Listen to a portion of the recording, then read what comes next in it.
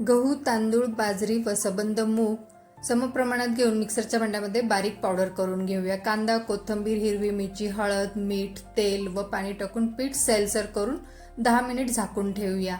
10 मिनिटांनंतर पीठ थोडेसे कोरडे होईल, त्यात परत पाणी टाकून सैलसर करून घेऊया। जाळीला तेलाचा हात लावून घेऊन यामध्ये आपण हे उंडे ठेवून घेऊया। पाणी उकळायला ठेवून घेऊन त्यावरती ही जाळी ठेवून 20 मिनिट ठेवून देऊया। कढईमध्ये तेल टाकून अद्रक, लसूण, कांदा टाकून परतून घेऊया। टोमॅटो, कढीपत्ता टाकून परतून घेऊया। इकडे वडे तयार आहेत, बंद करून घेऊया।